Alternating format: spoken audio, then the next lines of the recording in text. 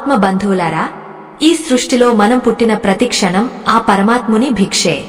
మనకు ఏదైనా కష్టం వచ్చినా, ఏదైనా సంతోషం కలిగినా మనం మొదటగా పరిగెత్తేది ఆ దేవుని దగ్గరికే. కాని ఆ గర్భాలయంలో వెలుగుతున్న ఆ జ్యోతి ముందు నిలబడి మనం ఏం అడుగుతున్నాం అన్నదే మన భవిష్యత్తును నిర్ణయిస్తుంది. చాలా మంది భక్తులు తెలియక కేవలం ప్రాపంచిక సుఖాల కోసం, తాత్కాలికమైన కోరికల కోసం ఆ సర్వేశ్వరుడిని వేడుకుంటారు. అయితే అసలైన ప్రార్థన అంటే ఏమిటో, ఆ దైవం దగ్గర మనం నిలబడినప్పుడు ఏ విషయాలను ఖచ్చితంగా అడగాలో ఈ రోజు మనం తెలుసుకుందాం. ఈ వీడియోలో నేను చెప్పబోయే ఈ రహస్యాలను మీరు మీ జీవితంలో ఆచరిస్తే కేవలం కొన్ని రోజుల్లోనే మీ ఇంట్లో అద్భుతమైన మార్పులను మీరు గమనిస్తారు. ఆ దైవ కటాక్షం మీపై మంచు కురిసినట్లు కురవాలంటే మీ ప్రార్థనలో ఈ 5 అంశాలు ఖచ్చితంగా ఉండాలి. సగం విన్న జ్ఞానం ఎప్పుడూ ప్రమాదకరం, అది మనల్ని గమ్యం చేర్చదు.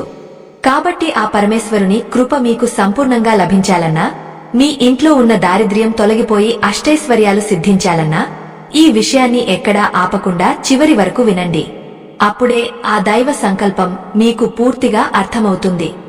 మన ప్రార్థనలో మనం మొట్టమొదటగా కోరుకోవలసింది మన ఇంటి శాంతి గురించి. ఓ పరమాత్మ, నా ఇంట్లో ఎప్పుడూ ప్రశాంతతను, ఆనందాన్ని వెల్లివిరిసేలా చూడు అని అడగాలి. ధనం ఎంత ఉన్నా, ఎన్ని అంతస్తుల మేడలు ఉన్నా, ఆ ఇంట్లో మనుషుల మధ్య అనురాగం లేకపోతే అది శ్మశానంతో సమానం.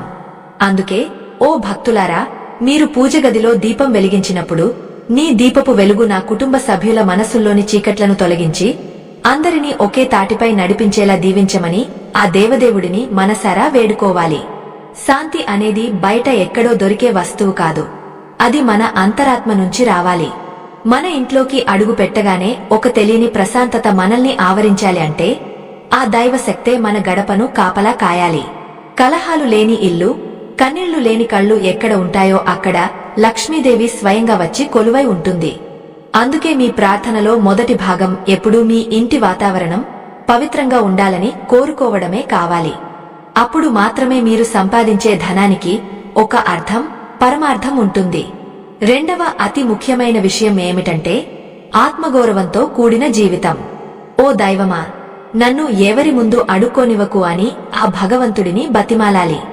ఇక్కడ అడుక్కోవడం అంటే కేవలం రోడ్డు మీద అడుక్కోవడం మాత్రమే కాదు, మన అవసరాల కోసం ఇతరుల ముందు చేతులు చాచి నిలబడాల్సిన పరిస్థితి రాకూడదని అర్థం. మనకు ఉన్నంతలో మనం తృప్తిగా జీవిస్తూ మన కాళ్ల మీద మనం నిలబడే శక్తిని ప్రసాదించమని వేడుకోవాలి. ఎవరి దగ్గరో అప్పులు చేసి వారి మాటలు పడుతూ తలవంచుకుని బ్రతికే బ్రతుకు కంటే కష్టపడి సంపాదించుకునే శక్తిని అడగాలి. మనం చేసే పని ఏదైనా సరే, అది చిన్నదైనా పెద్దదైనా, అందులో నిజాయితీ ఉండాలి. ఓ భక్తులారా, మనం నిత్యం చేసే ప్రార్థనలో భగవంతుడిని ఇలా అడగాలి. ఓ దేవా, నేను చేసే ప్రతి పనిని పూర్తి నిబద్ధతతో, నిజాయితీతో చేసేలా నాకు బుద్ధిని ప్రసాదించు. నేను నిన్ను ఎప్పుడూ ఆదరిస్తాను, గౌరవిస్తాను, నువ్వు నాకు తోడుగా ఉండి నన్ను ఆశీర్వదించు అని కోరుకోవాలి. మనం చేసే పనిలో దైవత్వముంటే ఆ పని ద్వారా వచ్చే ఫలితం అమృతంలా మారుతుంది. ఏ పనిలో అయితే మోసముండదో అక్కడ ఆ దైవం స్వయంగా ఉండి పనులను పూర్తి చేస్తాడు. జీవితం అనేది ఒక సుదీర్ఘమైన ప్రయాణం. ఈ ప్రయాణంలో మనకు ఎన్నో అడ్డంకులు, ఎన్నో ప్రలోభాలు ఎదురవుతాయి. అప్పుడప్పుడు మనం తప్పుడు మార్గంలో వెళ్లే అవకాశం ఉంటుంది. అందుకే ప్రార్థనలో 3వ విన్నపంగా ఇలా అనాలి. ఓ దేవా, నన్ను జీవితంలో ఎప్పుడూ సరైన మార్గంలోనే ఉంచు. నన్ను ఎప్పుడూ దారి తప్పనివ్వకు. చీకటిలో నడుస్తున్నప్పుడు వెలుగు చూపే దీపంలా నా వెంటే ఉండి నన్ను నడిపించు. మనసు చంచలమైనది, అది ఎప్పుడూ ఇంద్రియ సుఖాల వైపు లాగుతూ ఉంటుంది. అటువంటి సమయంలో మనల్ని మనం నియంత్రించుకునే శక్తిని ఆ దేవుడే ఇవ్వాలి. జ్ఞాన మార్గంలో నడవడం అంటే కేవలం పుస్తకాలు చదవడం కాదు, ఏది మంచో ఏది చెడో తెలుసుకునే విచక్షణ కలిగి ఉండటం. ఆ విచక్షణ జ్ఞానాన్ని ప్రసాదించమని మనం ఆ పరమాత్ముని పాదాల దగ్గర మొరపెట్టుకోవాలి. మనం తీసుకునే ప్రతి నిర్ణయం ఇతరులకు మేలు చేసేలా ఉండాలి, తప్ప కీడు చేసేలా ఉండకూడదు. అప్పుడే మన ప్రార్థన ఆ దైవానికి చేరుతుంది. మనలోని అహంకారాన్ని చంపుకుని వినయంతో ఆ దైవానికి శరణాగతి వేడినప్పుడు ఆయన మన చేయి పట్టుకుని మనల్ని ఉన్నత శిఖరాలకు చేరుస్తాడు. తరువాతి ముఖ్యమైన విషయం ఏమిటంటే పరోపకారం. ఓ దేవా, పేదలకు, నిస్సహాయులకు మరియు అవసరంలో ఉన్నవారికి సహాయం చేయగల సామర్థ్యాన్ని ఎల్లప్పుడూ నాకు అందించు అని అడగాలి. మన దగ్గర ఉన్నదానిలో కొంతైనా ఇతరులకు పంచగలిగే మనసు ఉండటం ఒక గొప్ప వరం. ఆ వరాన్ని ప్రసాదించమని వేడుకోవాలి. కేవలం నాకు కావాలి, నాకే కావాలి అనుకోవడం స్వార్థం అవుతుంది. కాని నలుగురికి పెట్టగలిగే స్థితిలో నన్ను ఉంచు అని అడగడం దైవత్వం అవుతుంది. మనం ఇతరులకు చేసే ప్రతి చిన్న సహాయం కూడా ఆ భగవంతుడికి చేసే సేవగానే పరిగణించబడుతుంది. సహాయం చేయడానికి కేవలం ధనమే ఉండక్కర్లేదు. ఒక మంచి మాట, ఒక చిన్న ఓదార్పు కూడా ఎంతో మంది జీవితాల్లో వెలుగులు నింపుతాయి. అటువంటి ఉదార స్వభావాన్ని మనకు ప్రసాదించమని మనం కోరుకోవాలి. మన చేతులు ఎప్పుడూ తీసుకోవడానికే కాదు, ఇవ్వడానికి కూడా సిద్ధంగా ఉండాలి. ఎప్పుడైతే మనం ఇతరుల బాధను చూసి చలిస్తామో అప్పుడు మనలోని దైవత్వం మేల్కొంటుంది. అందుకే ప్రార్థనలో ఈ పరోపకార బుద్ధిని తప్పక అడగాలి. చివరిగా మరియు అత్యంత కీలకమైనది క్షమాపణ. ఓ దేవుడా, నేను తెలిసి కాని తెలియక కాని ఎవరినైనా బాధపెట్టి ఉంటే లేదా ఏదైనా తప్పు చేసి ఉంటే దయచేసి నన్ను క్షమించు అని వేడుకోవాలి. మనకు తెలియకుండానే మనం ఎన్నో తప్పులు చేస్తుంటాం. మాటలతోనో చేతలతోనో ఇతరుల మనసును గాయపరుస్తుంటాం. ఆ పాపభారం మనల్ని ముందుకు సాగనివ్వదు. అందుకే ఆ దైవ సన్నిధిలో మన తప్పులను ఒప్పుకుని మళ్లీ అటువంటి తప్పులు చేయకుండా ఉండేలా శక్తిని ప్రసాదించమని అడగాలి. నిజమైన పశ్చాత్తాపం ప్రార్థనలో ఉంటే ఆ దైవం కరుణించకుండా ఉండలేడు. నిజానికి మనం చేసే ఆ పశ్చాత్తాపం కేవలం మాటలకే పరిమితం కాకూడదు. మన క్రియల్లో కూడా ఆ మార్పు కనిపించాలి. ఆత్మ బంధువులారా, ఆలోచించండి. మనం ప్రార్థన చేస్తున్నప్పుడు మనలోని అహంకారం ఒక్కొక్కటిగా కరిగిపోవాలి. ఒక మట్టి దీపం ఎలాగైతే తనను తాను కరిగించుకుంటూ లోకానికి వెలుగునిస్తుందో అలాగే మన హృదయం కూడా భక్తిలో కరిగే ఆ పరమాత్ముని ప్రకాశాన్ని పొందాలి. ఈ మార్గంలో ప్రయాణించడం అంత సులభం కాదు. కాని ఒకసారి ఆ రుచి తెలిస్తే మళ్లీ వెనక్కి తిరిగి చూడరు. మన ఇల్లు ఒక పవిత్ర క్షేత్రం కావాలంటే మొదట మన మనసును శుభ్రం చేసుకోవాలి. మన ఇంట్లో శాంతి కలగాలని కోరుకోవడం అంటే మన లోపల ఉన్న అసూయ, ద్వేషాలను బయటకు పంపివేయడం అని అర్థం. భక్తులారా, మనం నిత్యం ఎదుర్కొనే సమస్యల్లో అతి పెద్దది మనశ్శాంతి లేకపోవడం. ఈ ప్రపంచంలో అన్ని ఉన్నా ఏదో ఒక వెలితి మనల్ని వెంటాడుతూనే ఉంటుంది. ఆ వెలితిని పూడ్చగలిగేది కేవలం ఆ దైవ చింతన మాత్రమే. అందుకే మన ప్రార్థనలో దేవా, నా ఇంటిని ఒక ప్రశాంత నిలయంగా మార్చు అని వేడుకున్నప్పుడు ఆ దైవమే మన ఇంటికి కాపలాగా వస్తాడు. మన ప్రవర్తన, మన మాటలు కూడా ఆ శాంతికి అనుగుణంగా ఉండాలి. మనం కోపంతో ఊగిపోతూ ఇతరులను దూషిస్తూ దేవుడా శాంతిని ఇవ్వు అని అడిగితే అది ఫలించదు. మన హృదయం ఎంత నిర్మలంగా ఉంటే ఆ దైవ అనుగ్రహం అంత త్వరగా మనపై ప్రసరిస్తుంది. ఒక్క క్షణం ఆలోచించండి. మనం చేసే పనిలో నిజాయితీ లేకపోతే ఆ పని ఇచ్చే ఫలితం మనకు సుఖాన్ని ఇస్తుందా? ఖచ్చితంగా ఇవ్వదు. భక్తులారా, నిజాయితీ అనేది ఒక కవచం వంటిది. అది మనల్ని అన్ని ఆపదల నుండి రక్షిస్తుంది. మనం ఎవరిని మోసం చేయకుండా మన శ్రమను నమ్ముకుని బ్రతికినప్పుడు ఆ భగవంతుడు మన వెంటే ఉండి నడిపిస్తాడు.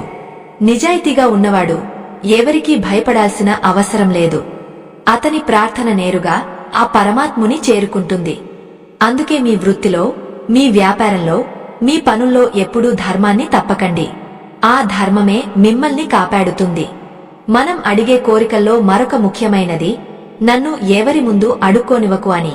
ఇది కేవలం ఆర్థికపరమైన విషయం మాత్రమే కాదు, అది మన ఆత్మాభిమానం గురించి చెప్పే మాట. ఒక భక్తుడు ఎప్పుడూ ఆ దైవం మీద మాత్రమే ఆధారపడాలి తప్ప మనుషుల మీద కాదు. మనుషులు ఈ రోజు సాయం చేస్తారు, రేపు ఎత్తి చూపుతారు. కాని ఆ దైవం అలా కాదు. ఆయన అడగకుండానే అన్ని ఇచ్చే కల్పవృక్షం. ఆ కల్పవృక్షం నీడన మనమున్నప్పుడు ఇక వేరే వారి సహాయం ఎందుకు? మనకు కావలసిన ధైర్యాన్ని, ధనాన్ని, జ్ఞానాన్ని ఆయనే ప్రసాదిస్తాడు. ఆ నమ్మకంతో మనం అడుగులు వేయాలి. ఆత్మ బంధువులారా, సరైన మార్గంలో నడవడం అంటే ఏమిటి? ఈ సమాజంలో మనల్ని పక్కదారి పట్టించే శక్తులు ఎన్నో ఉంటాయి. క్షణికమైన ఆనందాల కోసం శాశ్వతమైన విలువలను వదిలేయమని మనల్ని ప్రేరేపిస్తాయి. అటువంటి సమయాల్లోనే మనకు ఆ దైవ రక్షణ కావాలి. ఓ దేవా, నా కళ్ళు ఎప్పుడూ మంచినే చూడాలి, నా కాళ్ళు ఎప్పుడూ మంచి మార్గంలోనే నడవాలి అని గట్టిగా కోరుకోవాలి. మన దారి తప్పినప్పుడు ఆ దైవమే ఒక హెచ్చరికలా మనల్ని సరిదిద్దుతాడు. ఆ సంకేతాలను మనం అర్థం చేసుకోగలిగితే మన జీవితం ధన్యం అవుతుంది. జీవితంలో కష్టాలు రావడం సహజం, కానీ ఆ కష్టాలను ఎదుర్కొనే శక్తిని మనం ప్రార్థన ద్వారా పొందవచ్చు. మనం పేదలకు, నిస్సహాయులకు సహాయం చేయాలని అనుకున్నప్పుడు మనకు తెలియకుండానే ఒక రకమైన సంతృప్తి కలుగుతుంది. ఆ సంతృప్తే అసలైన సంపద. భక్తులారా, 10 రూపాయలు సంపాదిస్తే అందులో 1 రూపాయి అయినా అవసరంలో ఉన్నవారికి ఖర్చు చేయండి. అప్పుడు ఆ దేవుడు మీకు 100 రూపాయలు ఇచ్చే శక్తిని ఇస్తాడు. ఇవ్వడంలో ఉన్న ఆనందం పుచ్చుకోవడంలో ఉండదు. ఆ ఉదారత మన రక్తంలోనే ఉండాలి. అదే మనల్ని దైవత్వానికి దగ్గర చేస్తుంది. మనం చేసే ప్రార్థనలో ఎప్పుడూ లోక కళ్యాణం ఉండాలి. అంటే కేవలం నా గురించి, నా కుటుంబం గురించి కాకుండా ఈ సమాజం అంతా బాగుండాలి అని కోరుకోవాలి. సర్వేజన సుఖినో భవంతు అనే మాట ఊరికే అనలేదు. అందరూ బాగుంటేనే అందులో మనం ఉంటాం. మన ప్రార్థనలో ఉండే ఆ విశాల దృక్పథమే మనల్ని ఒక గొప్ప వ్యక్తిగా మారుస్తుంది. మన మనసుని చిన్న చిన్న విషయాల కోసం కుంచుకుపోయేలా చేయకండి. దాన్ని ఆకాశమంతా విశాలంగా మార్చుకోండి. ఆ విశాలత్వంలోనే ఆ దైవం కొలువై ఉంటాడు. ఓ దైవ సంబంధికులారా, ప్రార్థన అంటే కేవలం నోటితో అనే మాటలు కాదు, అది ఆత్మతో చేసే సంభాషణ. మనం నిలబడిన చోట, మనం కూర్చున్న చోట ఆ దైవ ఉనికిని మనం గుర్తించాలి. మనం చేసే ప్రతి పనిని ఆయన చూస్తున్నాడనే స్పృహ మనలో ఉంటే మనం ఎప్పటికీ తప్పు చేయము. ఆ స్పృహే మనకు అసలైన రక్షణ. మనలోని అరిషడ్వర్గాలను జయించి శాంతిని పొందడానికి ప్రార్థన ఒక అద్భుతమైన సాధనం.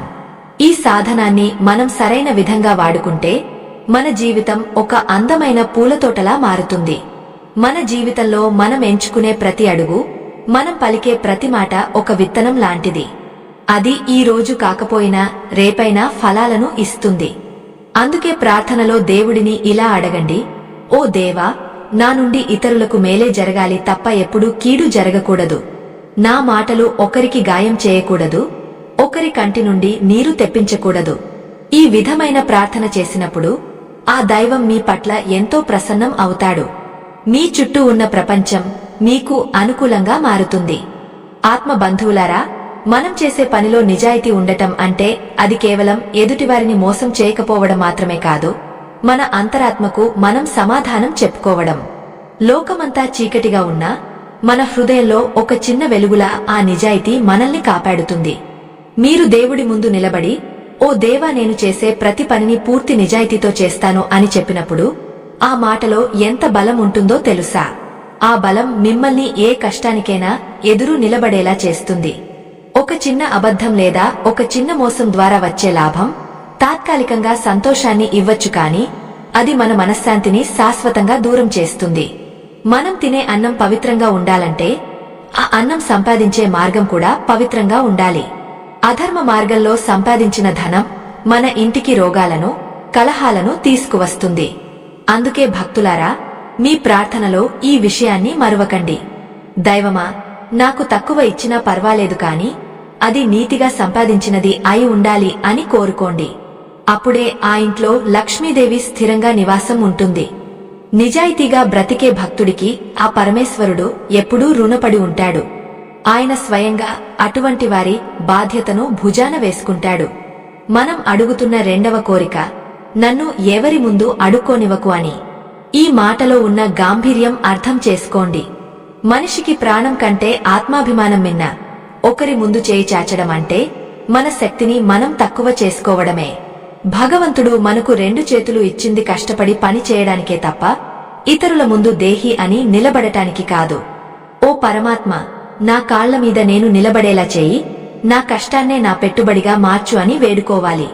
ఆ దేవుడు మనకు ఇచ్చే అతిపెద్ద ఆశీర్వాదం మనకు పనిని ప్రసాదించడమే. ఎప్పుడైతే మనం పరుల మీద ఆధారపడటం మానేస్తామో అప్పుడే మనలో నిజమైన ఆధ్యాత్మిక శక్తి మేల్కొంటుంది. భక్తులారా, ఇతరులు మనకు ఏదో ఇస్తారని ఆశించడం కంటే మనమే నలుగురికి ఇచ్చే స్థాయిలో ఉండాలని కోరుకోవడం ఎంత గొప్ప విషయం. అడుక్కోవడం అంటే కేవలం ధనం కోసమే కాదు, ఒకరి దయ కోసం, ఒకరి గుర్తింపు కోసం అర్రులు సాచడం కూడా ఒక రకమైన దైన్యమే. అటువంటి దైన్యం నుండి మనల్ని రక్షించమని ఆ సర్వేశ్వరుడిని బతిమాలాలి. నీడ ఇచ్చే చెట్టులా ఉండాలి తప్ప నీడ కోసం ఎదురు చూసే మొక్కలా ఉండకూడదు. ఇక ఇంటి విషయానికి వస్తే, శాంతి మరియు ఆనందం అనేవి కేవలం గోడలకు వేసే రంగులు కాదు, అవి మన ఇంట్లో తిరిగే మనుషుల మనస్తత్వాలు. ఓ దేవా, నా ఇంట్లో అందరూ ప్రేమగా ఉండాలి, ఒకరికొకరు తోడుగా ఉండాలి అని కోరుకోవడం వల్ల అక్కడ ఒక సకారాత్మక శక్తి ఏర్పడుతుంది. భక్తులారా, ఉదయాన్నే నిద్రలేవగానే మీ ఇల్లు ఒక దేవాలయంలా మీకు కనిపించాలి. ఎక్కడైతే భార్యాభర్తలు, తల్లిదండ్రులు మరియు పిల్లలు గౌరవప్రదంగా మాట్లాడుకుంటారో అక్కడ దేవతలు కొలువై ఉంటారు. మనం చేసే ప్రార్థన మన ఇంటి గడప దాటి బయటకు వెళ్లేలోపే ఆ ఇంట్లో మార్పు మొదలవ్వాలి. మన ఇంట్లో శాంతి లేకపోవడానికి ప్రధాన కారణం మనలోని అసహనం. ఏదో కావాలని ఆరాటపడటం, అది దొరకలేదని కుంగిపోవడం వల్ల మన ఇంట్లో వాతావరణం దెబ్బతింటుంది. అందుకే ప్రార్థనలో, ఓ దేవా, నాకు ఉన్నదానితో తృప్తిగా ఉండే మనసుని ఇవ్వు అని అడగండి. తృప్తి ఉన్న చోట శాంతి దానంతటా అదే వస్తుంది. ఆనందం అనేది బయట దొరికే వస్తువుల్లో లేదు, అది మన ఇంట్లో మనం పంచుకునే చిన్న చిన్న నవ్వుల్లో ఉంది. ఆ నవ్వులను కాపాడమని ఆ పరమశివుడిని వేడుకోవాలి. సరైన మార్గంలో ఉండటమంటే ఏమిటో తెలుసా భక్తులారా? మనం ప్రతిరోజు ఎన్నో నిర్ణయాలు తీసుకుంటాం. ఆ నిర్ణయాలు మన స్వార్థం కోసం కాకుండా ధర్మం కోసం ఉండాలి. మన జీవితంలో ఒక గురువు లేకపోయినా మన అంతరాత్మ అనే గురువు ఎప్పుడూ మనల్ని హెచ్చరిస్తూనే ఉంటాడు. కాని మనం ఆ గొంతును వినకుండా మన ఇంద్రియాల మాట వింటాం. అందుకే ప్రార్థనలో, ఓ దేవా, నా అంతరాత్మ ప్రబోధాన్ని నేను వినేలా చేయి, అది నన్ను ఎప్పుడూ మంచి దారిలోనే నడిపించేలా దీవించు అని కోరుకోవాలి. చాలామంది భక్తులు దేవుడిని పరీక్షలు పెడుతుంటారు. నేను ఇది చేస్తే నువ్వు నాకు అది ఇస్తావా అని బేరాలు ఆడుతుంటారు. కాని నిజమైన భక్తిలో బేరాలు ఉండవు, కేవలం సమర్పణ మాత్రమే ఉంటుంది. ఓ దేవుడా, నీకు ఏది ఇష్టమో అదే నాకు ప్రసాదించు, కాని ఆ ప్రయాణంలో నా చెయ్యి మాత్రం వదలొద్దు అని అడగాలి. మనకు ఏది అవసరమో మనకంటే ఆ సృష్టికర్తకే బాగా తెలుసు. మనం కేవలం ఒక పరికరంలాగా ఆయన చేతిలో ఉండాలి. ఆయన మనల్ని ఏ మార్గంలో నడిపిస్తే ఆ మార్గంలో నడవడానికి సిద్ధంగా ఉండాలి. ఆత్మ బంధువులారా, లోకంలో ఎందరో నిస్సహాయులు, పేదవారు ఉన్నారు. వారిని చూసినప్పుడు మనకు జాలి కలగడం ముఖ్యం కాదు, వారికి సహాయం చేయాలనే తపన కలగాలి. ఓ దేవా, నాకు ఆ సామర్థ్యాన్ని ఇవ్వు అని అడగడంలోనే మన సంస్కారం ఉంది. మనకు 100 రూపాయలు ఉంటే అందులో 1 రూపాయి ఎవరికైనా ఆకలి తీర్చడానికి ఉపయోగిస్తే ఆ తృప్తి కోటి రూపాయలు సంపాదించినా రాదు. సహాయం చేయడంలో ఉన్న మధురిమను అనుభవించిన వారికి ఈ లోకంలో దేనిమీద వ్యామోహం ఉండదు. మనం ప్రార్థన చేసేటప్పుడు మన హృదయాన్ని పూర్తిగా తెరిచి ఉంచాలి. దేవుడి దగ్గర ఏ దాపరికం ఉండకూడదు. మనలోని బలహీనతలను, మనలోని భయాలను ఆయన ముందు పెట్టాలి. ఓ దేవా, నేను బలహీనుడిని, నన్ను బలవంతుడిగా మార్చు, నాలోని భయాలను తొలగించి ధైర్యాన్ని నింపు అని అడగండి. మన లోపల ఉన్న శత్రువులైన కామ, క్రోధ, లోభ, మోహ, మద, మాత్సర్యాలను జయించడానికి దైవబలం చాలా అవసరం. ఆ బలాన్ని మనం నిత్యం కోరుకుంటూ ఉండాలి. ఓ ఆత్మ బంధువులారా, లోకంలో పరోపకారం కంటే మిన్న అయిన ధర్మం మరొకటి లేదు. మనం ప్రార్థనలో దేవుడిని కోరుకోవాల్సిన ఒక గొప్ప వరం ఏమిటంటే ఇతరులకు సహాయం చేసే సామర్థ్యం. భక్తులారా, ఆలోచించండి. మన దగ్గర ఎంత ధనమున్నా అది మనం చనిపోయినప్పుడు మనతో రాదు. కాని మనం చేసిన పుణ్యం, మనం ఆదుకున్న నిస్సహాయుల దీవెనలు మాత్రం మన వెంటే ఉంటాయి. అందుకే, ఓ దేవా, నా చేతులు ఎప్పుడూ ఒకరికి ఇచ్చేవిగా ఉండాలి కాని ఒకరి నుండి ఆశించేవిగా ఉండకూడదు అని గట్టిగా వేడుకోవాలి. నిస్సహాయుల కళ్లలో నీరు తుడిచే శక్తిని ఆ పరమాత్ముడు మనకు ప్రసాదించినప్పుడు మనం ఆయనకు అత్యంత ఆప్తులుగా మారిపోతాము. పేదవారికి, అనాథలకు మనం చేసే ప్రతి చిన్న సహాయం కూడా ఆ వైకుంఠవాసుడికి చేసే సేవగానే పరిగణించబడుతుంది. భక్తులారా, సామర్థ్యం అంటే కేవలం డబ్బు ఉండటం మాత్రమే కాదు, సహాయం చేయాలనే తపన మన మనసులో ఉండటం. మన దగ్గర చిల్లిగవ్వ లేకపోయినా ఒకరికి మంచి మాట చెప్పి వారిలో ధైర్యం నింపడం కూడా ఒక గొప్ప సహాయమే అవుతుంది. జీవితంలో ఎంతో మంది ఆర్తులు, బాధితులు మనకు కనిపిస్తూ ఉంటారు.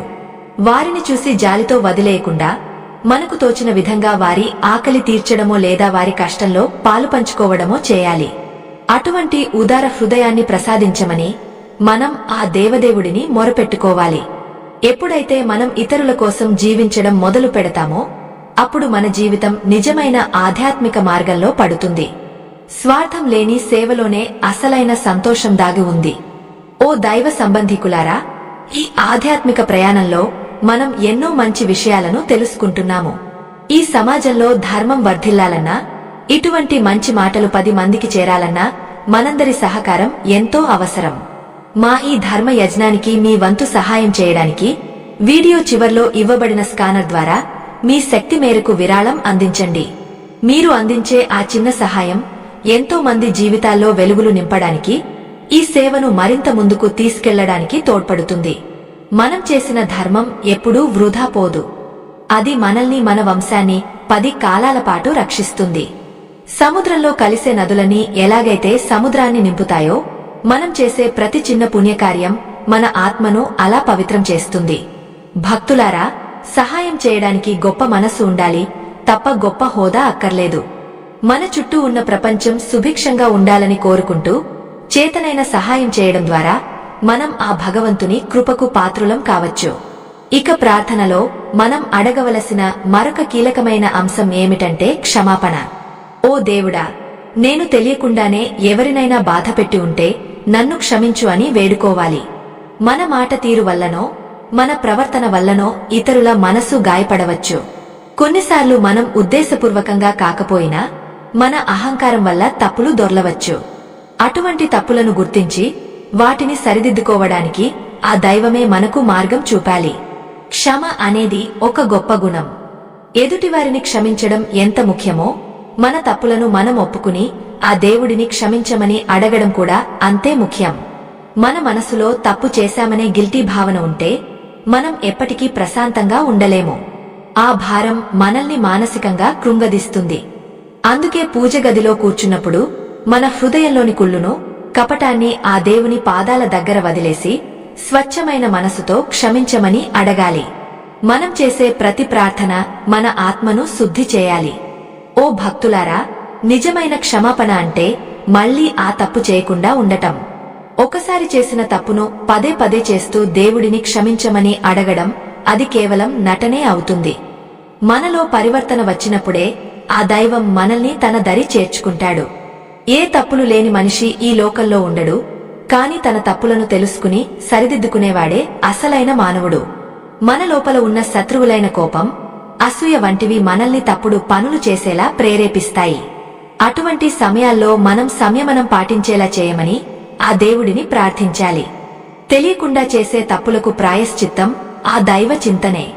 మనం నిరంతరం ఆ భగవంతుని నామాన్ని స్మరిస్తూ ఉంటే మన మనసు చెడు ఆలోచనల వైపు మళ్లదు. ఆ విధంగా మన జీవితాన్ని ఒక క్రమశిక్షణతో ధర్మబద్ధంగా గడపడానికి ప్రార్థన ఒక అద్భుతమైన ఆయుధం. ఓ ఆత్మ బంధువులారా, ఆలోచించండి. మనం ఈ లోకంలోకి ఒంటరిగానే వచ్చాము, ఒంటరిగానే వెళ్లిపోతాము. మనం తీసుకుపోయేది కేవలం మనం చేసిన పుణ్యపాపాలు మాత్రమే. అందుకే మన ప్రార్థనలో స్వార్థం కంటే పరమార్థం ఎక్కువగా ఉండాలి. దేవుడిని మన అవసరాల కోసం అడగడం తప్పు కాదు. కాని ఆ అవసరాలతో పాటు మనల్ని ఒక మంచి మనిషిగా తీర్చిదిద్దమని అడగడం అత్యంత అవసరం. ఆ పరిపూర్ణత కోసమే మనందరం ఈ భక్తి మార్గంలో అడుగులు వేస్తున్నాము. ఆత్మీయులారా, మనం చేసే పనిలో నిజాయితీ ఉండటం అంటే అది కేవలం ఒక నియమం కాదు, అది ఒక గొప్ప సంస్కారం. చాలా మంది భక్తులు అనుకుంటూ ఉంటారు, మేము గుడికి వెళ్తున్నాము కదా, పూజలు చేస్తున్నాము కదా, ఇక మా పనుల్లో కొంచెం అటు ఇటుగా ఉన్న దేవుడు క్షమిస్తాడులే అని. కాని అది చాలా తప్పుడు ఆలోచన. ఆ పరమాత్ముడు మనం అర్పించే పూల కంటే మనం చేసే పనిలో చూపే నిబద్ధతకే ఎక్కువ ప్రాధాన్యత ఇస్తాడు. ఓ దేవా, నేను చేసే ప్రతి పనిని ఒక యజ్ఞంలా భావించేలా చూడు. నా చేతులు ఎప్పుడూ అన్యాయానికి సహకరించకుండా చూడు అని మనం మనఃపూర్వకంగా కోరుకోవాలి. మనం చేసే ప్రతి పనిలోనూ ఆ దైవమే ఉన్నాడని భావించినప్పుడు అక్కడ మోసానికి తావు ఉండదు. ఉదాహరణకు, ఒక వ్యాపారి తన వినియోగదారులను దేవుడిలా భావించి వస్తువులను అమ్మితే అది కేవలం వ్యాపారం కాదు, అది ఒక సేవ అవుతుంది. ఒక ఉద్యోగి తన విధులను సక్రమంగా నిర్వర్తిస్తే అది ఆ దేవుడికి చేసే అభిషేకంతో సమానం. అందుకే భక్తులారా, మీ ప్రార్థనలో దైవమా, నేను చేసే పనిలో నాకు తృప్తిని ఇవ్వు, ఆ పని ద్వారా 10 మందికి మేలు జరిగేలా చూడు అని తప్పకుండా అడగండి. నిజాయితీగా సంపాదించిన ప్రతి పైసా మీ ఇంట్లో సుఖాన్ని, శాంతిని నింపుతుంది. ఇక జీవితంలో సరైన మార్గంలో నడవటం అనేది ఈ కాలంలో చాలా పెద్ద సవాలుగా మారింది. మన చుట్టూ ఉన్న ప్రపంచం మనల్ని రకరకాలుగా ఊరిస్తుంది. తక్కువ సమయంలో ఎక్కువ డబ్బు సంపాదించాలని, తప్పుడు దారిలో వెళ్లినా పర్వాలేదు, ఎవరికీ తెలియదు కదా అని మనల్ని తప్పుదోవ పట్టించే మనుషులు, పరిస్థితులు ఎదురవుతుంటాయి. అటువంటి సమయంలో మనకు ఆ దేవుని అండ అవసరం. ఓ దేవా, నా బుద్ధిని ఎప్పుడూ ధర్మం వైపుకే నడిపించు. ఎన్ని కష్టాలు ఎదురైనా సరే నేను సత్యం వైపు మాత్రమే నిలబడేలా నాకు ఆత్మస్థైర్యాన్ని ప్రసాదించు అని వేడుకోవాలి. మన దారి తప్పకుండా ఉండాలంటే మన అంతరాత్మ ప్రకాశవంతంగా ఉండాలి. ఆత్మ బంధువులారా, ఆలోచించండి. ఒక నౌక సముద్రంలో ప్రయాణిస్తున్నప్పుడు దానికి దిక్సూచి ఎంత అవసరమో, మన జీవిత ప్రయాణానికి ఆ దైవ చింతన అంత అవసరం. మనసు అనే గుర్రం ఎప్పుడూ ఇంద్రియాల వెంట పరిగెడుతూ ఉంటుంది. దాన్ని అదుపులో ఉంచుకోవడానికి ప్రార్థన అనే కళ్ళెం కావాలి. మనం సరైన మార్గంలో ఉన్నప్పుడు ఆ దైవమే మనల్ని ప్రతి అడుగులోనూ రక్షిస్తాడు. దారి తప్పిన మనిషికి గమ్యం ఉండదు, కానీ ధర్మ మార్గంలో నడిచే మనిషికి ఆ పరమాత్ముడే గమ్యంగా మారతాడు. మనం చేసే ప్రార్థనలో గంభీరత ఉండాలి. అది పెదాల మీద నుంచి వచ్చే మాటలు కాకూడదు, హృదయపు లోతుల్లోంచి ఉద్భవించే ఆవేదన కావాలి. ఓ పరమేశ్వరా, నన్ను ఎప్పుడూ ఒకరి ముందు తలవంచుకుని అడుక్కోవాల్సిన పరిస్థితి రానివ్వకు అని అడగడం వెనుక ఉన్న ఉద్దేశ్యం మనల్ని మనం ఒక శక్తివంతమైన మనిషిగా తీర్చిదిద్దుకోవడమే. మనం ఇతరుల మీద ఆధారపడటం తగ్గించుకున్నప్పుడు మన ఆత్మ గౌరవం పెరుగుతుంది. ఆత్మ గౌరవం ఉన్న చోట ఆత్మవిశ్వాసం ఉంటుంది. ఆత్మవిశ్వాసం ఉన్న చోట విజయం దానంతటా అదే వరిస్తుంది. జీవితంలో వచ్చే ఆనందాలు, విషాదాలు అన్నీ తాత్కాలికమే, కానీ మన వ్యక్తిత్వం మాత్రం శాశ్వతం. ఆ వ్యక్తిత్వాన్ని కాపాడుకోవడానికి మనం దేవుడిని బలం అడగాలి.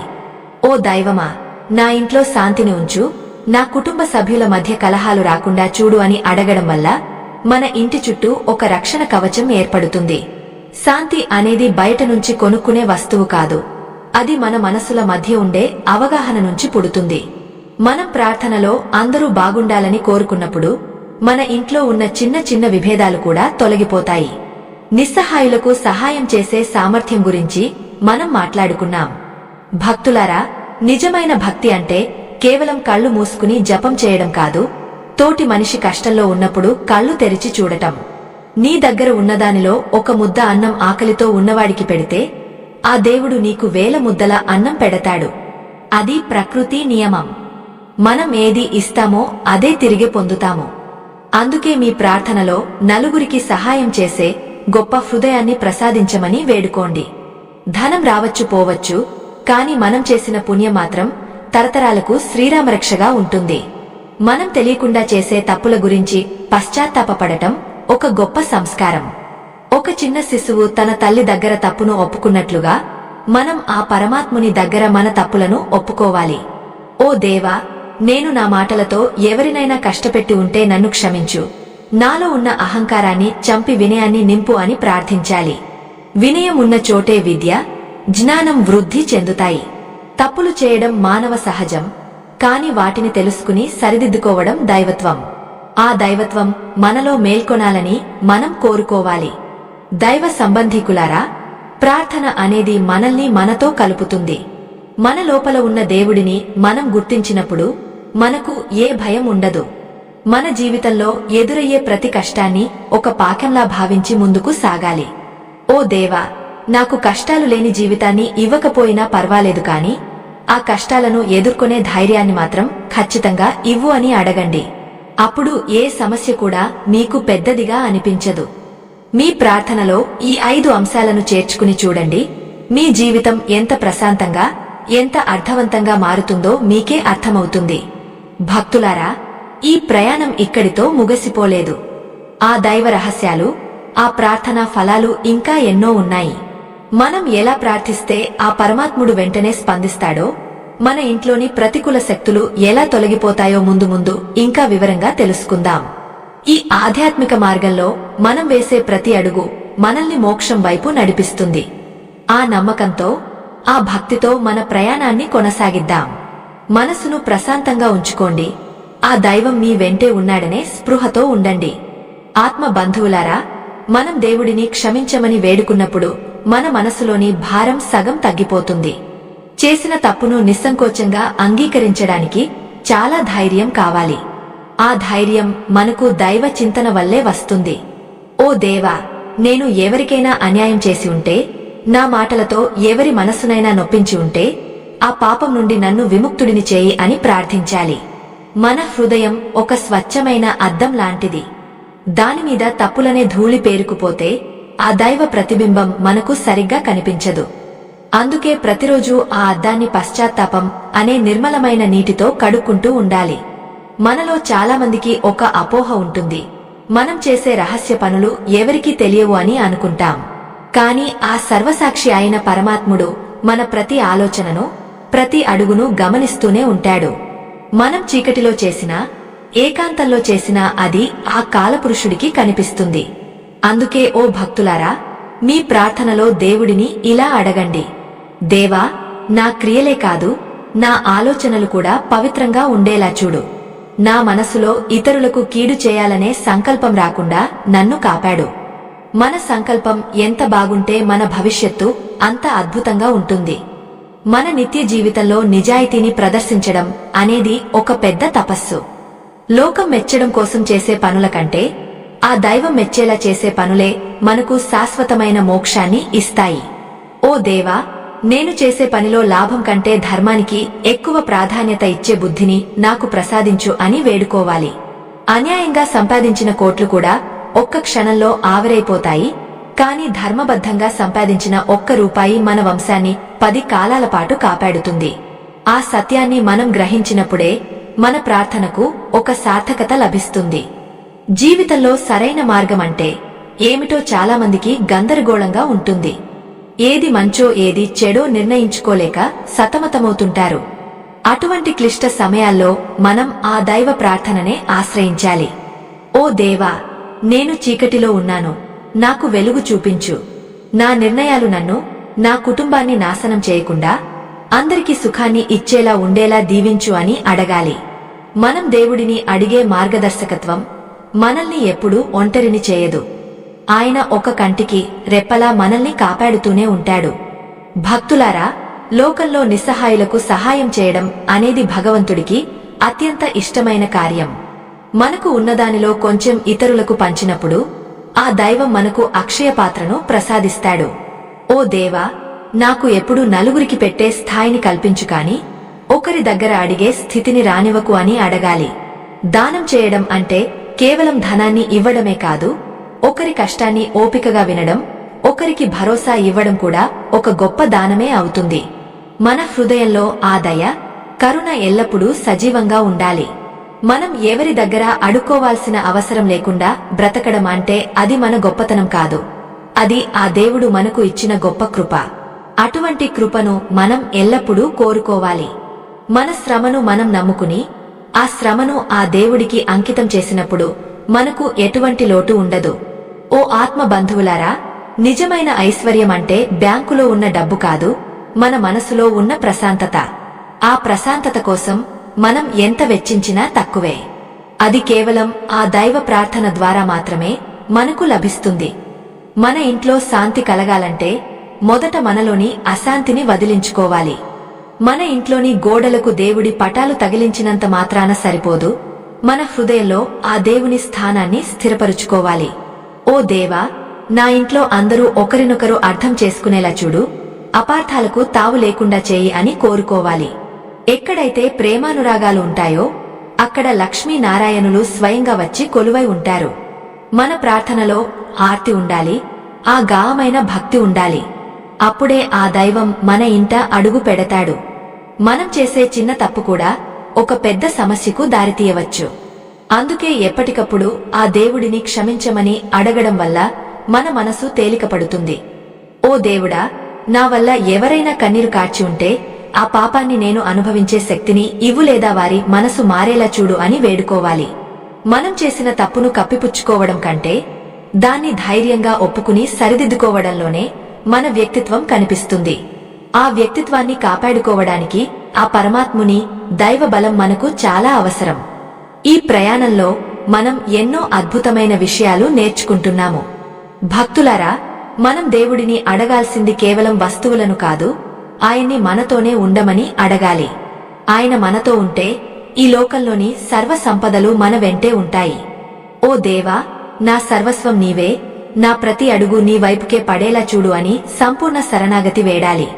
ఎవరైతే తనను తాను దేవుడికి అప్పగించుకుంటారో వారికి ఈ లోకంలో ఎటువంటి భయం ఉండదు. ఆ అభయాన్ని ప్రసాదించమని మనం ఆ దేవదేవుడిని నిరంతరం స్మరించుకోవాలి. మన నిత్య జీవితంలో ఎదురయ్యే ఎన్నో సవాళ్లను ఎదుర్కోవడానికి ప్రార్థన మనకు ఒక అద్భుతమైన శక్తిని ఇస్తుంది. మనలో ఉన్న బలహీనతలను జయించడానికి అది ఒక గొప్ప ఆయుధంగా మారుతుంది. ఓ దేవా, నా మనస్సులోని దుష్ట ఆలోచనలను సంహరించు, నాలో దైవిక గుణాలను పెంపొందించు అని ప్రార్థించాలి. అప్పుడే మనం ఒక పరిపూర్ణమైన మనిషిగా మారతాము. మన ప్రార్థన ఫలించాలంటే మన ఆచరణ కూడా బాగుండాలి. ఆచరణను దిశానిర్దేశం చేసేది ఆ పరమాత్ముడే. ఆయన కృప ఉంటే మనకు సాధ్యం కానిది ఏదీ లేదు. Gemini said. ఆత్మ బంధువులారా, మనం దేవుడిని అడిగే కోరికల్లో అత్యంత శక్తివంతమైనది, లోతైనది ఏమిటంటే నన్ను ఎవరి ముందు చేయి చాచనివ్వకు అని వేడుకోవడం. ఈ మాటకు లోకంలో చాలా గొప్ప అర్థముంది. కేవలం ధనం కోసమే కాదు, గౌరవం కోసం కాని, ప్రేమ కోసం కాని, గుర్తింపు కోసం కాని ఇతరుల ముందు మనం దీనంగా నిలబడాల్సిన పరిస్థితి రాకూడదని దీని అంతరార్థం. మనల్ని మనం నమ్ముకుని ఆ దైవ బలాన్ని తోడు చేసుకుని మన కాళ్ల మీద మనం నిలబడే ఆత్మవిశ్వాసాన్ని ప్రసాదించమని ఆ పరమేశ్వరుడిని కోరుకోవాలి. ఎప్పుడైతే మనం ఇతరుల మీద ఆధారపడటం మానేస్తామో అప్పుడే మనలో నిజమైన ఆధ్యాత్మిక శక్తి మేల్కొంటుంది. భక్తులారా, నిజాయితీ అనేది కేవలం ఒక పదం కాదు, అది ఒక జీవన మార్గం. మనం చేసే ప్రతి పనిలోనూ, మనం పలికే ప్రతి మాటలోనూ ఆ సత్యం ప్రతిబింబించాలి. ఓ దేవా, నేను ఏ పని చేసినా దాన్ని నీకు సమర్పిస్తున్నాను, కాబట్టి అందులో ఎటువంటి కల్మషం లేకుండా చూడు అని ప్రార్థించాలి. మోసంతో సంపాదించిన మేడల కంటే నిజాయితీతో సంపాదించిన పూరి గుడిసె ఎంతో మిన్న. ఎందుకంటే ఆ గుడిసెలో ప్రశాంతమైన నిద్ర ఉంటుంది. ఆ ప్రశాంతతే ఆ దైవం మనకు ఇచ్చే గొప్ప బహుమతి. మన నిజాయితీ మనల్ని ఒక కవచంలా కాపాడుతూ సమాజంలో మనకు ఒక ఉన్నతమైన స్థానాన్ని కల్పిస్తుంది. మన ఇంట్లో శాంతి, ఆనందం వెల్లివిరియాలని కోరుకోవడం అంటే మన ఇంటిని ఒక చిన్నపాటి వైకుంఠంగా మార్చుకోవాలని అనుకోవడం. ఓ ఆత్మ బంధువులారా, ఆలోచించండి. ఇంట్లో మనుషుల మధ్య ద్వేషాలు, అసూయలు ఉన్నప్పుడు అక్కడ దేవుడు ఎలా కొలువై ఉంటాడు? అందుకే మన ప్రార్థనలో దేవా, నా ఇంట్లో అందరి మనసులను ఒక్కటి చేయి, ఒకరి కష్టాన్ని మరొకరు పంచుకునే ప్రేమని ఇవ్వు అని అడగాలి. మన ఇంట్లోకి అడుగుపెట్టే ఏ వ్యక్తి అయినా సరే అక్కడ ఉన్న ప్రశాంతతను చూసి పరవశించిపోవాలి. అటువంటి వాతావరణాన్ని సృష్టించగలిగే శక్తి కేవలం ఆ దైవ ప్రార్థనకే ఉంది. మనం సరైన మార్గంలో ఉండటమంటే ఎన్ని ప్రలోభాలు ఎదురైనా మన ధర్మాన్ని మనం వదలకపోవడం. ఈ ప్రపంచం ఒక మాయాజాలం. ఇక్కడ మనల్ని తప్పుదోవ పట్టించే శక్తులు ఎన్నో ఉంటాయి. అటువంటి సమయంలో ఓ దేవా, నా కంటికి కనిపించే వెలుగుల వెనుక ఉన్న చీకటిని గుర్తించే జ్ఞానాన్ని ఇవ్వు అని కోరుకోవాలి. మన ప్రయాణం ఎప్పుడూ ఉన్నతమైన లక్ష్యాల వైపు ఉండాలి. చిన్న చిన్న స్వార్థాల కోసం మన జీవితాన్ని తాకట్టు పెట్టకూడదు. ఆ దైవం మన చేయి పట్టుకుని నడిపిస్తున్నాడనే నమ్మకం మనలో ఉంటే మనం ఎప్పటికీ దారి తప్పము. ఆత్మ బంధువులారా, సహాయం చేసే సామర్థ్యం గురించి మనం మాట్లాడుకున్నప్పుడు అది మన అదృష్టంగా భావించాలి. ఒకరికి సహాయం చేసే స్థితిలో మనం ఉన్నామంటే ఆ దేవుడు మనల్ని ఎంచుకున్నాడని అర్థం. ఓ దేవా, నా దగ్గరకు వచ్చే ఏ ఒక్కరూ ఖాళీ చేతులతో వెళ్లకూడదు. చేతనైన సాయం చేసే భాగ్యాన్ని నాకు ఇవ్వు అని వేడుకోవాలి. ఆకలితో ఉన్నవాడికి అన్నం పెట్టడం, కష్టంలో ఉన్నవాడికి కన్నీరు తుడవడం కంటే మించిన పూజ మరొకటి లేదు. మనం ఇతరులకు చేసే మేలు మనకు తెలియకుండానే మన కష్టాలను తొలగించే ఒక రక్షణగా మారుతుంది. మనకు తెలియకుండానే మనం చేసే తప్పులు మన జీవితంపై ఎంతో ప్రభావం చూపుతాయి. అందుకే క్షమాపణ అనేది మన ప్రార్థనలో అంతర్భాగం కావాలి.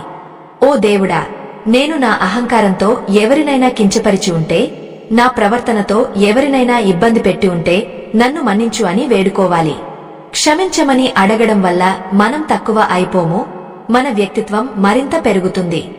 మన హృదయంలో పేరుకుపోయిన కపటాన్ని వదిలేసినప్పుడే ఆ దైవ ప్రకాశం మనలో ప్రతిబింబిస్తుంది.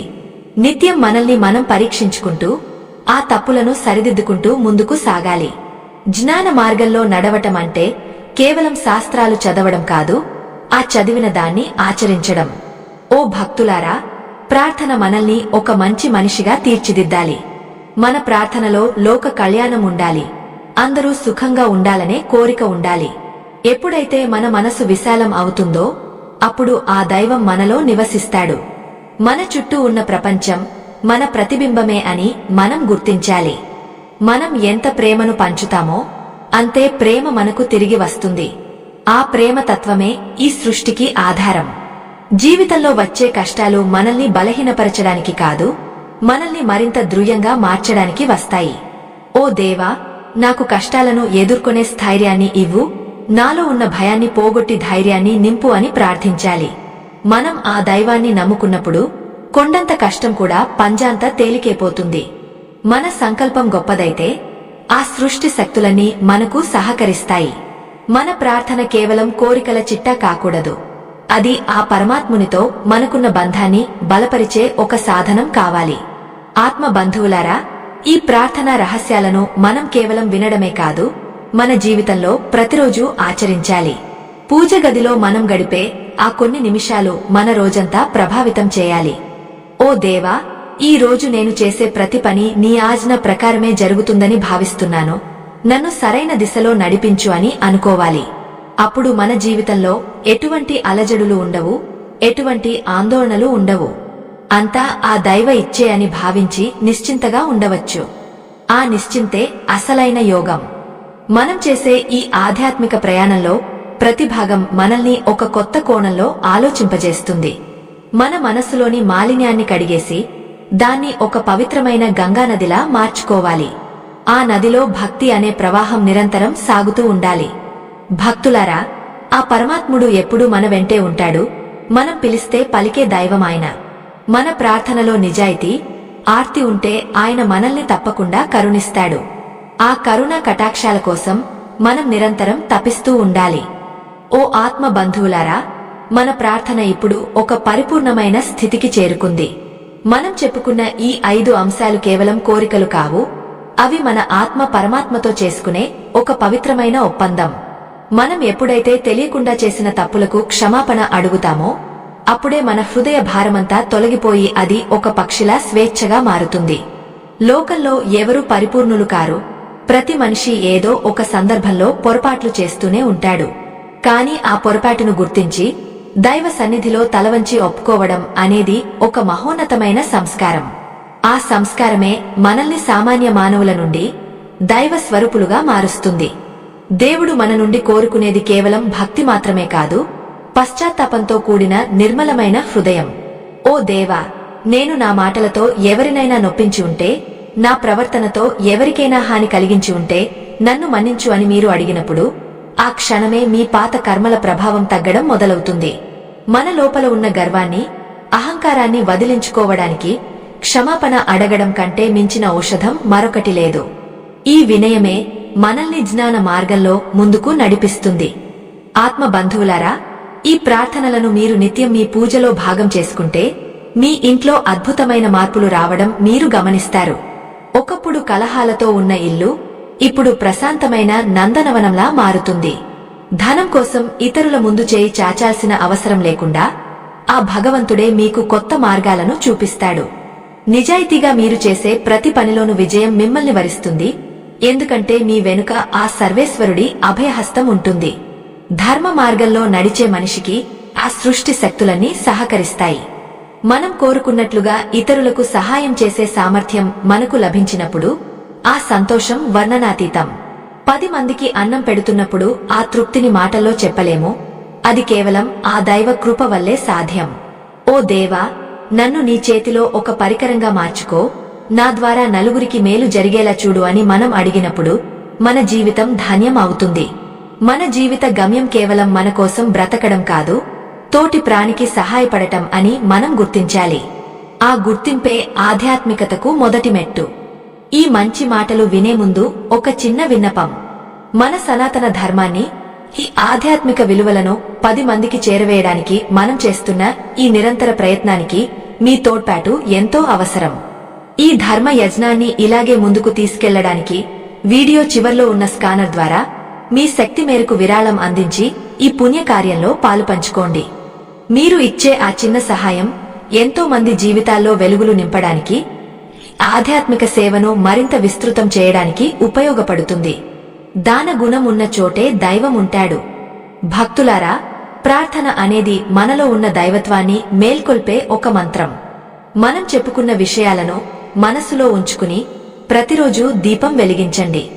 ఓ దేవా, నా ఇంట్లో శాంతిని ఉంచు, నన్ను ఎవరి ముందు అడుక్కోనివ్వకు, నేను చేసే పనిని నిజాయితీగా చేసేలా చూడు, నన్ను సరైన మార్గంలో నడిపించు, నిస్సహాయులకు సాయం చేసే శక్తిని ఇవ్వు మరియు నా తప్పులను క్షమించు అని మనసారా వేడుకోండి.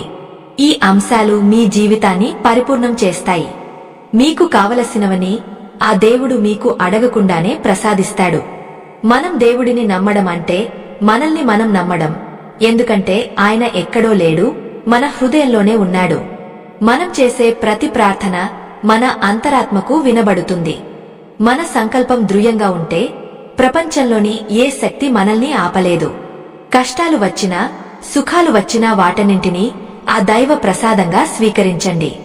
ఏ పరిస్థితుల్లోనూ మీ ధర్మాన్ని, మీ నిజాయితీని వదులుకోవద్దు. అదే మీకు శాశ్వతమైన కీర్తిని, శాంతిని ఇస్తుంది. మన ప్రార్థనలో ఎంత వినయముంటే ఆ దైవం మనకు అంత దగ్గరవుతాడు. ఆత్మ బంధువులారా, ఈ 8 భాగాల ప్రయాణంలో మనం ఎన్నో అద్భుతమైన ఆధ్యాత్మిక రహస్యాలను చర్చించుకున్నాం. ప్రార్థన అంటే ఏమిటి, దైవ కృపను ఎలా పొందాలి, మన జీవితాన్ని ఎలా మార్చుకోవాలి అనే విషయాలు ఇప్పుడు మీకు స్పష్టంగా అర్థమై ఉంటాయని భావిస్తున్నాను. ఈ మాటలను కేవలం వినడమే కాదు, మీ దైనందిన జీవితంలో ఆచరణలో పెట్టండి. అప్పుడే ఈ శ్రమకు సార్థకత లభిస్తుంది. మీ జీవితం వెలుగులతో నిండిపోవాలని, ఆ పరమేశ్వరుని కరుణా కటాక్షాలు మీ కుటుంబంపై ఎల్లప్పుడూ ఉండాలని ఆకాంక్షిస్తున్నాను. ప్రతిరోజు ఉదయం నిద్రలేవగానే ఆ దైవానికి కృతజ్ఞతలు చెప్పండి. ఈ అందమైన రోజును మనకు ఇచ్చినందుకు, మనల్ని ఆరోగ్యంగా ఉంచినందుకు ధన్యవాదాలు తెలపండి. కృతజ్ఞత ఉన్న చోట కరువు ఉండదు. లోకంలోని సమస్త జీవరాశులు సుఖంగా ఉండాలని కోరుకుందాం. శాంతి, శాంతి, శాంతి. మీ అందరికీ ఆ దైవ ఆశీస్సులు మెండుగా లభించాలని కోరుకుంటూ ఆధ్యాత్మిక ప్రయాణాన్ని ఇంతటితో ముగిస్తున్నాను. మళ్లీ మరొక అద్భుతమైన అంశంతో మీ ముందుకు వస్తాను. అంతవరకు ఆ దైవ చింతనలో ఉండండి.